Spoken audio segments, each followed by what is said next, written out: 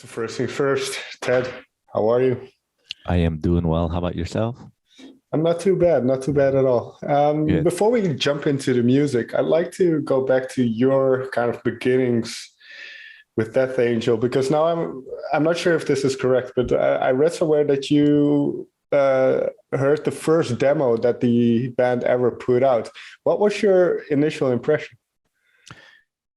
Good. I mean, it was like, 85, 86, maybe around there.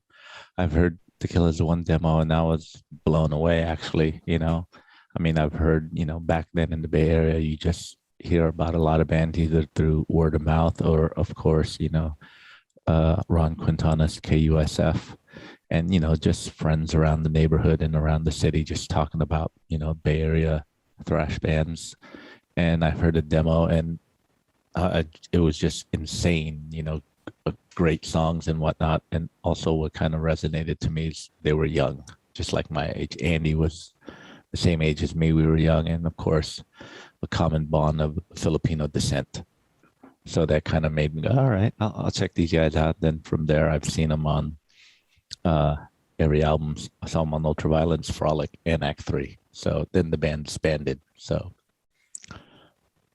this period of time in the Bay Area, and I've asked Rob this, I think, and I've talked to Chuck Billy about this.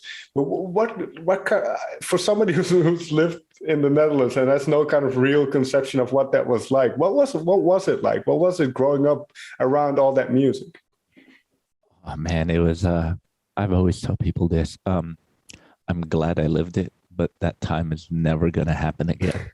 It was a really special time. I mean, I could tell you from a fan's perspective. I know you talked to Rob and Chuck who were in the band, but me being as a fan, it was insane. I mean, you could go to shows any day of the week and it'd be crowded. You see Exodus playing one night, the next night would be Death Angel, then Legacy, then everyone from the Bay Area would be at each other's shows, and it was just growing and growing. And even local bands were packing the place, trying to fight for a position to open up for Testament or Exodus, all these local bands. So it was a really good time. It was, pre-internet, and it was cool because, there was a record store called the Record Vault where they had all the imports. Excuse me.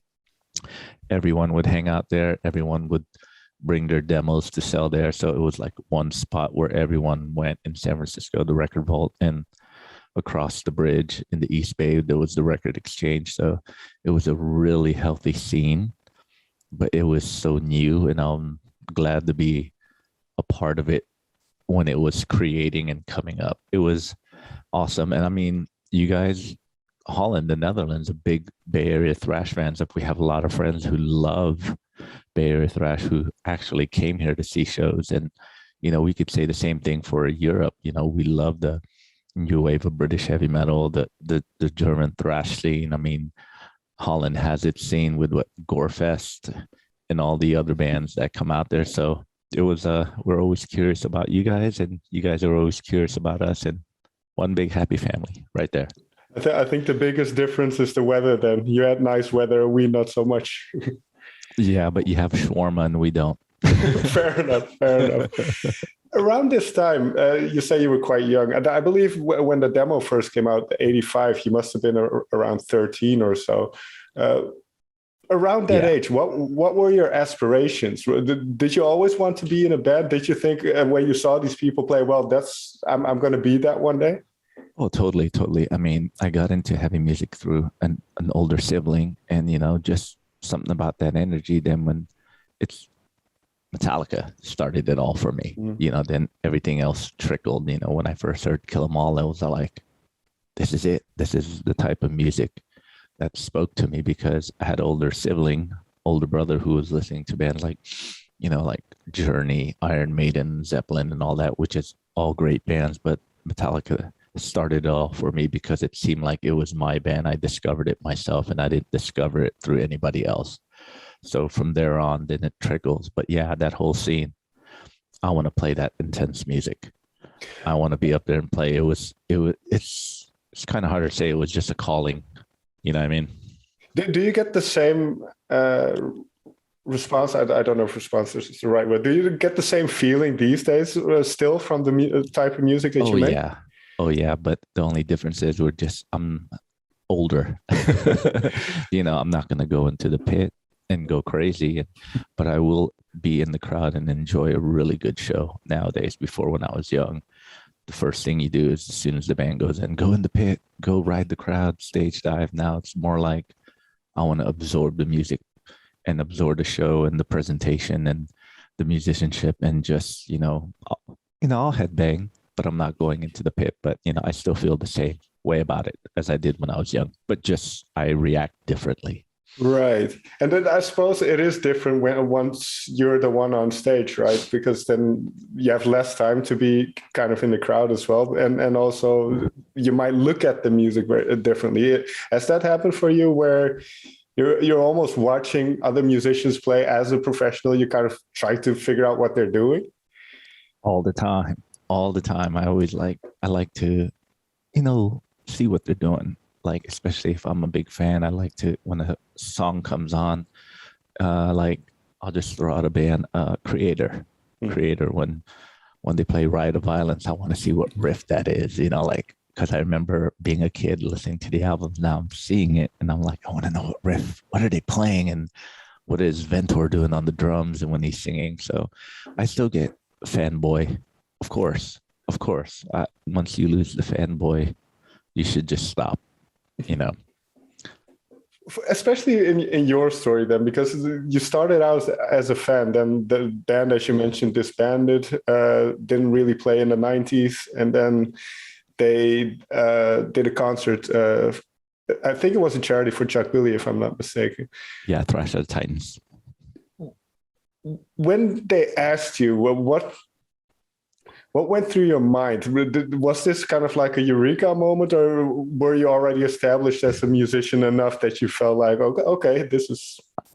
Well, at the time I was playing in local bands. I had a local band at the time called Sift, just some friends. We played locally. And during that time, our band was playing with Swarm, which is Rob, Mark, and Andy. We'd play a lot together in the local scene.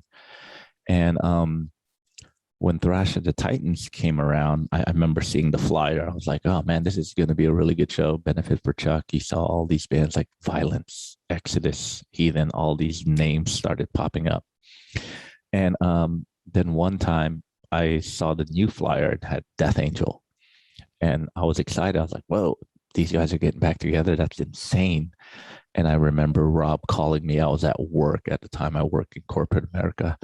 And Rob called me and he told me about, hey man, we're getting together for this Thrash of the Titans Benefit for Chuck. And I told Rob, yeah, I heard about it. If you need any help, with some gear, do you need help with your guitars? I'd love to help you out just so I could see the show.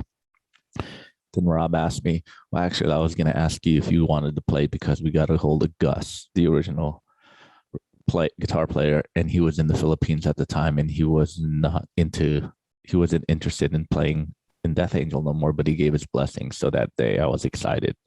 I told Rob, yeah, I'll do it, not knowing what I'm getting myself into. And I remember calling my wife and she goes, yeah, that's exciting. That same day I met up with Rob and Mark at the rehearsal room, and we were going through the songs together because before Thrash of the Titans, Swarm was going on a 2-month tour with Jerry Cantrell, and we had no time to rehearse. So I got together with those guys. They showed me the songs, and I was just rehearsing at home every day until showtime. But that's what I was going to ask, because being a fan and being a guitarist, did you already know kind of how to play a lot of those songs? And did you kind of... Yeah, there was one time when we got together that night. I got together with Rob and Mark, and we were going over the songs, and Rob forgot a certain song, a riff or two. I go, no, dude, this is how it goes. And he remembered, there was some things I had to show Rob. Like, it's this riff and this riff. And Rob goes, it's been a while. But yeah, I knew those songs. I used to play them in my bedroom and play them with some friends just for the fun of it. But I knew songs from the Ultraviolence for sure. And then the final question about kind of this looking back, what what was the feeling once you were on stage and kind of with a band that you admired growing up, and then now all of a sudden you were playing with them in front of a huge crowd? What was that like? Scared, Okay. because put it this way, we only rehearsed 2 times before that show, because there was no time for everyone to get together. But those guys, it's in their blood. They knew it after they played a few times. It's just like riding a bike. I had only 2 rehearsals with these guys. I'm like, I just hope I don't mess up. It's the big return of Death Angel, the band with the longest hiatus, and the band that confirmed the last. They were the last band to confirm, and we were like, okay. It's like, for them, it's like, let's just go up there and play these songs. I'm like, my wife, I'm new to this one. You know what I mean? You guys know these songs, but it was terrifying. It was scared, but after like the first song, it all went away. And 20 years later, here I am talking to you. Exactly. And that's, I think, a very awesome story about music in general, but the way your band Death Angel did it, it's like you mentioned, there was a 10-year hiatus. Not a lot of bands come back from that, but then not only do you come back, but you release even more afterwards than before, and even most recently, arguably the biggest success. You're nominated for a Grammy. So from your own perspective, what does that tell you about what you guys are doing? Wow, that's a good question. I think, it goes to show that we still love to play, with the good thing, like you mentioned, the 10-year hiatus, even though they weren't doing Death Angel, they were still playing music. The organization being one of them, they had all these other outlets of music that they needed to get out, rock and roll, punk rock, acoustic, things that didn't fit the Death Angel mold, but they still had a lot of music to offer. So it's more like getting it out of their system. So when it's time to do Death Angel, all that has been cleansed, and it's like fresh, like a recharge. Like, all right, I think we're ready to do Death Angel again. So it was like starting over again. It wasn't like you're burning yourself out. You took a break. Let's, I'm not. Here's an analogy. I could be wrong. It's like you're with a girlfriend for like 10 years. Then you go, break up for a bit, and you go date other people. Then you realize you're older now. You matured. You come back. You go, hey, you did what you had to do. Did what I had to do. We still get along. Let's try to make some music together. And boom. You know what I mean? Right. And one thing I wonder, and I'm not sure if this is correct, but you saw the bands or some of the bands kind of blow up in that early 80s, 90s period. And you kind of as a band kind of skipped that because you weren't playing. But then once you were together, as you mentioned, you're a little bit older. There was perhaps less influence from third parties because of making millions or whatever the case may be.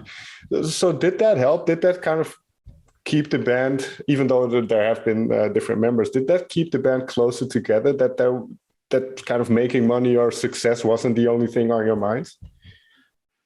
A combination of all. Of course, we want to be successful in our own way, but I think the root of it is the love of playing music that kept it together.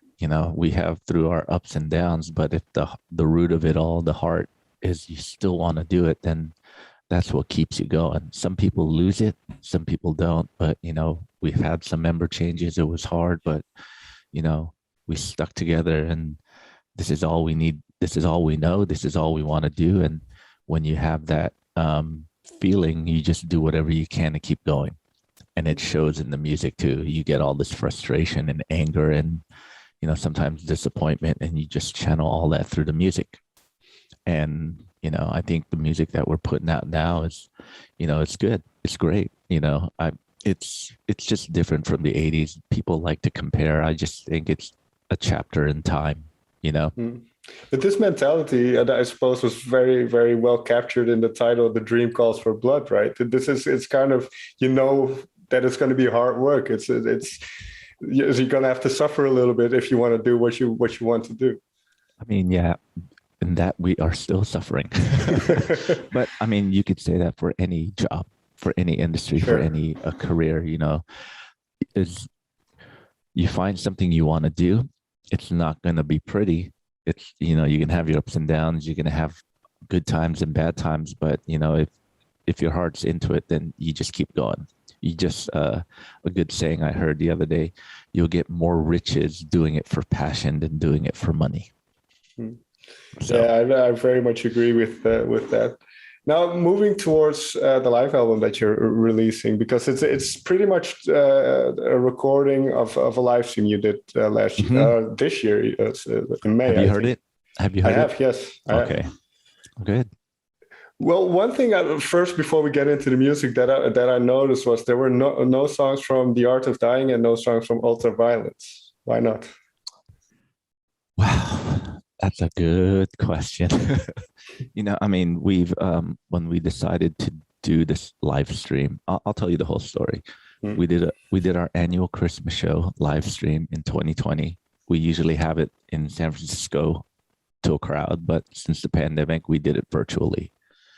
And that went well. Then come the new year in January, we were talking to agents and whatnot, and there was no touring in the foreseeable future. So there was no other option but to do, let's do another live stream, but let's do something different than the Christmas show, than just going up there and playing songs and whatnot. So we, the idea came up of doing bastard tracks, songs that never got played, songs that we rarely played, and songs that never get attention. So everyone gave their list of songs. This is what we want to play. This is cool, this and that. And Rob's really good at putting a set list. And, like you mentioned, there's no Art of Dying and there's no Ultraviolence. We've played every single song from the Ultraviolence, in our career. That's something we could always come back to. But it was really, really hard to pick songs. It was originally going to be two nights of bastard tracks, but with the way the world is nowadays, we're all older. It's hard for us to get together every now and then. It's not like we're young. We could get together 5 days a week. It's not happening. We try to get together once a week, but we picked the songs we felt those are the songs we wanted to do, and we did it. I love The Art of Dying. I wanted to do stuff like No or Word to the Wise, but there's only a certain amount of time. But I think the songs that we picked were good ones. On the top of your list, was Alive and Screaming on the top of your list? No, it was not on the top of my list. I think it was the top of Rob and Mark's. Okay. I wanted to do Resurrection Machine from Killing Season. I wanted to do The Noose. I'm glad I really I voted for Volcanic. Right. That's one of those, Rob. I pushed Rob. Come on, man. I love that song. Fans love it. Let's do it. We never did it. And of course, Faded Remains, which is off the Under Pressure EP. And a couple of songs of Frolic Through the Park. I voted for Guilty of Innocence. I said, yes. And Rob picked Why You Do This. So it was, we had a whole bunch of songs. It was hard, it was hard to pick. What were you looking for? Because there must have been a reason. Maybe there wasn't a real reason, but there must have been a reason why some of these songs weren't played too much live. So were they either difficult to do justice live, or what was the reason? And this time to pick those songs? Quite a few reasons. Fans, we would get, when we talk to fans, either in person or social media, why don't you play this? Why don't you play that? And, we never get a chance to do it on tour because when you're supporting a band, you only get a limited amount of time and you want to play the ones that people know. The Dream Calls for Blood, Voracious Souls, the hits, so to say. And, we never have time to throw in some of these like Guilty of Innocence or Why You Do This. That, and when we're headlining, we're always trying to push the newer material. We play these songs, they go, when you try to insert it into your set list that you're playing on tour, sometimes it just doesn't flow. It doesn't feel right. It's just like it just breaks up the vibe. Sometimes you're like, you have a 45-minute set and you want to just hit everyone with it, and you can't throw an acoustic song in there.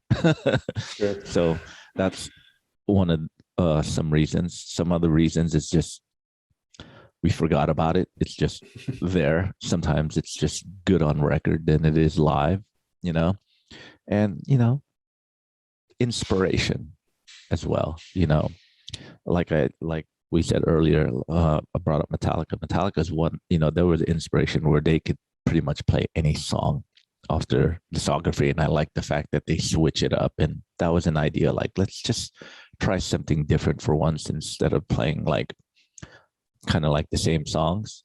Since we may not be able to do this live, let's just do it on the stream and just release it. And, you know, who knows, we might play it live or we might do more bastard tracks in the future. It's just, you know, we wanted to try something different. Sure. Now, is there one song that you as a group kind of had to labor over to get it right? Could you repeat that again, please? Was there one song that ended up on the record that you as a group had to labor over that was difficult to kind of get right? Oh, let me see. What was the Frolic songs? Okay. That, if I could remember, the Frolic songs, Why You Do This was tricky. Guilty of Innocence was tricky. How come? Sorry to interrupt. Why is specifically that album? Have you listened to the album? Fair. I mean, it's a cult album. I mean, when you listen to it and learning it, there's so many riffs, so many changes, and talking to Will about it, he's like trying to learn. Andy's a very unique drummer, incredible drummer, trying to learn that style of drumming. The production wasn't good, and you're trying to figure it all out, and you know, it's just hard to hear. The songs are great, but when you finally get them, then you realize, wow, there's so many riffs, so many changes, so many different, you know, where do we come in, this and that. So I think those were the hardest ones I could say for the band. But then there was some tricky ones, like not tricky, but more like it took a while because it's been a long time, but Excited, like Where They Lay from Relentless Retribution. Then, wow, I'm trying to figure out the songs we play, the acoustic songs, because we haven't done acoustic live, and this is the first time we've done it, but it was streamed. Right. Just having to make sure we represent the song right, because with this lineup we haven't busted out any acoustic ever, so that was tricky. Just, you know, getting your ears used to hearing acoustic on stage as opposed to electric guitars pounding. Then you break it down and go, whoa, you could hear everything. We got to play this right. So those were challenging, but they were fun, and it was good for us. Yeah, and I suppose that's kind of what you did with the Under Pressure EP. So, and well, I kind of wanted to talk about Faded Remains, which is on Under Pressure and is acoustic. But first, you talking about those songs. I have a guitar. I'm not very good, but I have both an acoustic and an electric, and it's quite different to play a song on an electric and an acoustic. So what kind of adjustment did you as a guitarist have to do? Because especially when you do those riffs and kind of things, it's very difficult to do on an acoustic, I would imagine.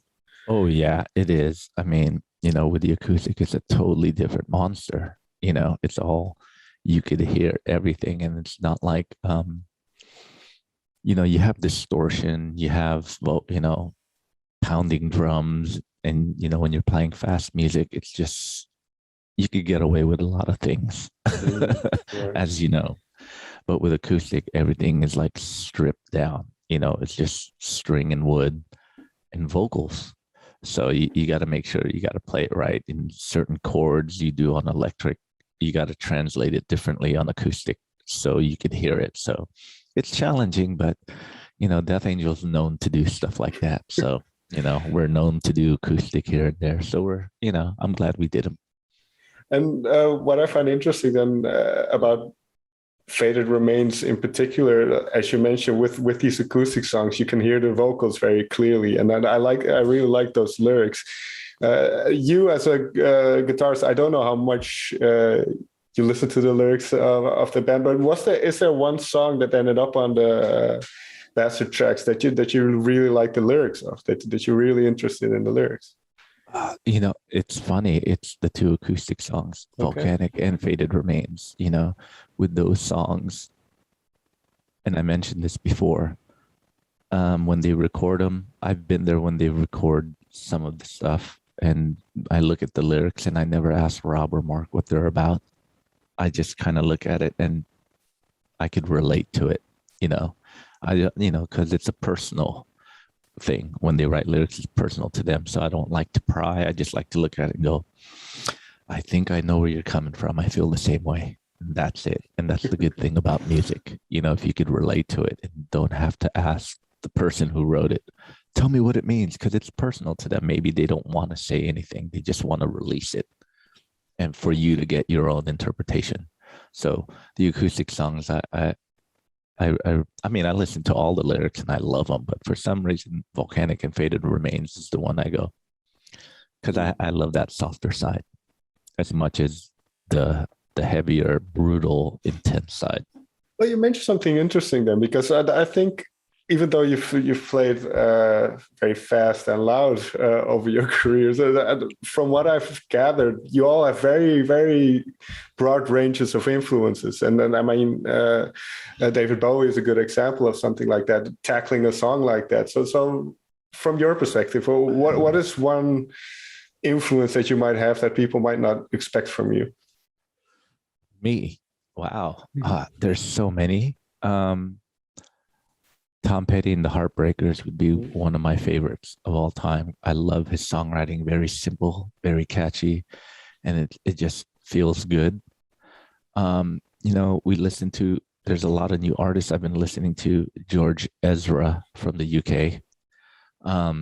Of course, then you have your standards like me and Rob are a huge Bruno Mars fan, and lately it's been on my wife's shuffle on her Spotify.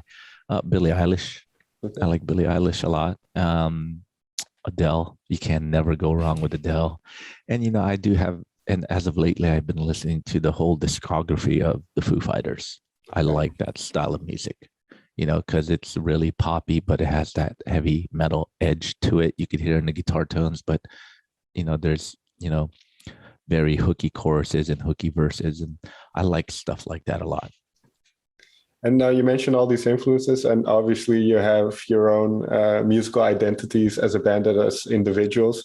Have you started writing for a new Death Angel album? There's ideas floating around. We just haven't got together to piece them. I mean, there's skeletons, I would say, but hopefully we could get together and make some time to piece them together, because we want to get some new music out there. This pandemic gave us a long break, and the good thing is we were able to kind of reconnect at home in a way, like, because you're always touring. When you're constantly touring all the time and you come home, you're only home for 3 weeks and you go back out. So the positive thing I took out of this pandemic is we get to stop for a bit, be at home, do what we need to do. But now it's time to get to writing music, get to touring, and we've been home long enough.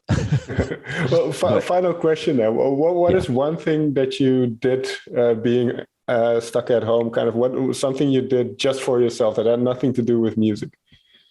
Oh, man. I've worked a lot around my house. I've done some home improvement stuff. Okay. I'm one of those guys that when I stay home, I like to be home. I like to work around the house. I have a garden.